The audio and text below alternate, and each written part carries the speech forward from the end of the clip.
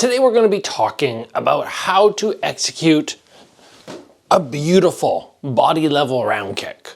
Like, whoo, just like the Muay Thai fighters or the best kickboxers in the world do. Now, here's a little bit of a disappointing bit of news. Your instructor might not be teaching you right. How do I know this? At some point in the last few weeks, I was at a gym.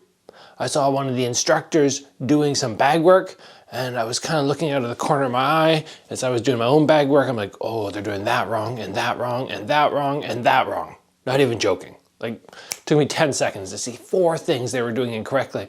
And if they're making the mistakes, they're teaching those exact same things, which means the students are doing round kicks wrong, most likely.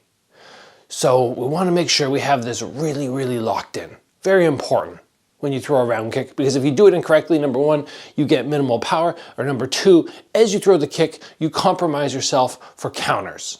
Neither of which are good, and they're not going to build your confidence in this super powerful kick. Now, of course, we can throw it down towards leg level. We can come up to head level. There are small little subtle changes that you make. So we're just going to focus on the body level today. The first thing that I want to say about executing the round kick when we're looking at the technique of it is we want to make sure that we're driving that back leg off the ground. Sometimes I see people kind of lift their leg. It just kind of, and they're really pulling from the hip flexor and then getting this snap. Don't think of it as that sort of motion for a start. Think of it as a push. You take this hip and you force it forward. That's a good starting point. If I do not turn this foot that I'm standing on as I do that motion, it feels very awkward on this hip now. So it's about me learning to turn and take my heel, which was in the back, and putting it in the front as I push forward with this hip. And you can see as this hip goes forward, my shoulder follows. That's another spot that so many beginners make mistakes on their round kick, and then they go, oh, I can't kick up at head level. As I throw my hip forward, my shoulder follows. My body moves together. Once you have down that motion, then it's just a matter of elevating the knee. And one of the easiest ways to practice this is just take a surface that you can put your hand against for balance. I push and I just get myself to there. And you can see how my leg is somewhat chambered. Some people like to go completely chambered, and some people go more of a straight leg, like a big baseball bat. I'm not gonna say one or the other is what you have to do, because there are options when we throw round kicks.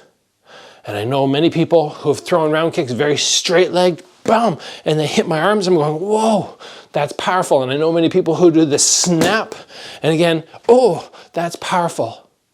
So while I'll tell you some things have to be done, it'll be your choice on how much you extend your leg on that lift and how much snap you choose to engage. Once we get ourselves into this position and we're going, okay, now we're snapping, we have to look at this heel. We do not want that heel when we're going at body level completely flat to the floor. Why not? Because we want elevation, which is going to help us increase the power of the kick.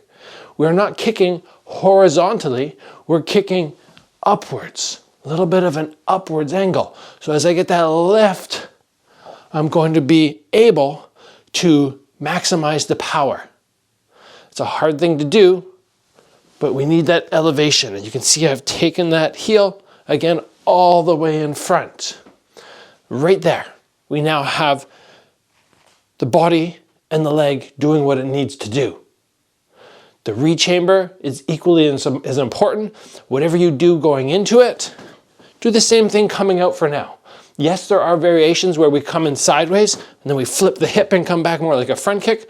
But as you're learning, just do exactly what you did, going in, going out. And that heel doesn't drop until it resets. Comes off the floor and then boom, back down. Now arms. What are we doing with our arms?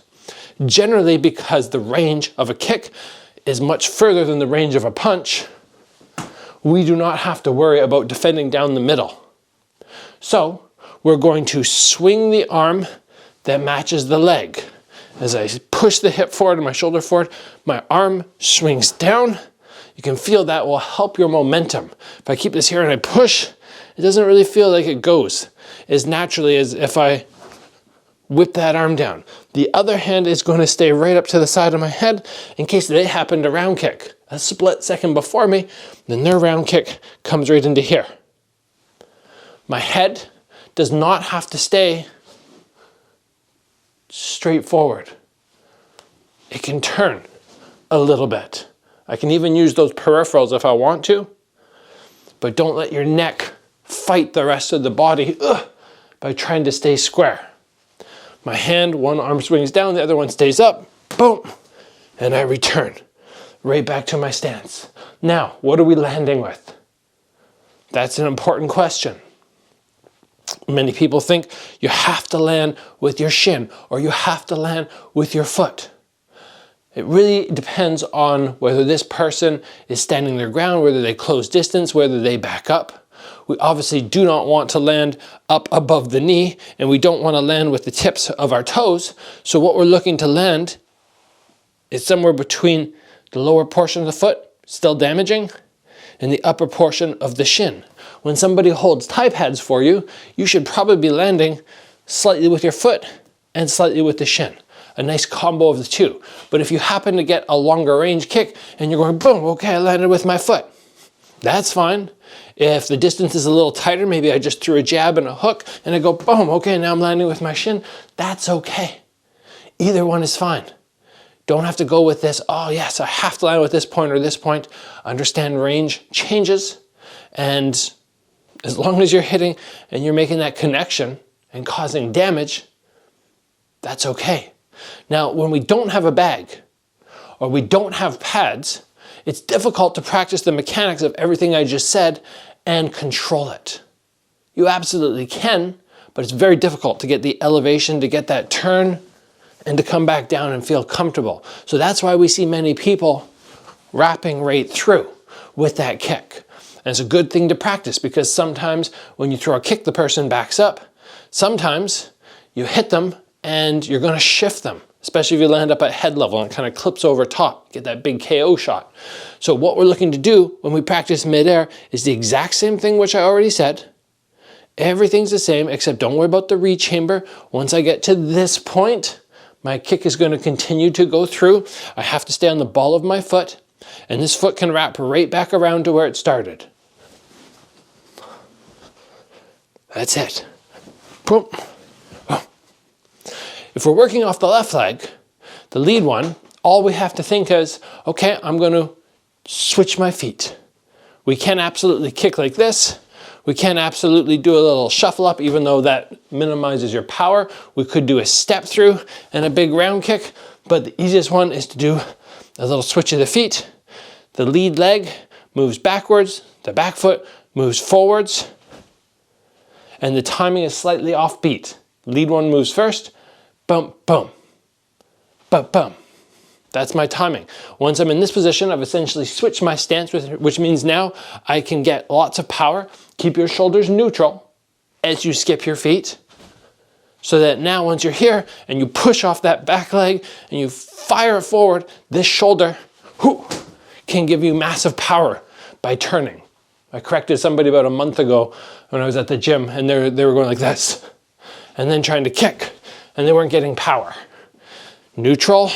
You can punch with it, you can front kick from there, knee from there, or round kick from there. The only difference when I come out of this one is I want to land parallel, boom, and then step back, boom. And of course, you can play around with what your head does on these round kicks. Some people, I've seen Muay Thai fighters, they're lean way back. I'm not going to say they're doing it wrong, but I prefer to get elevation and to stay fairly head above the foot. That's my personal preference. People like Superbon, who are one of the best kickers in the world off the back leg, boom, he does the same thing. It's up to you on that, in that regard. So that's it, guys. Play around with those round kicks, get them on point, and everything that I mentioned here will make them look sharp. I'll see you guys back here soon.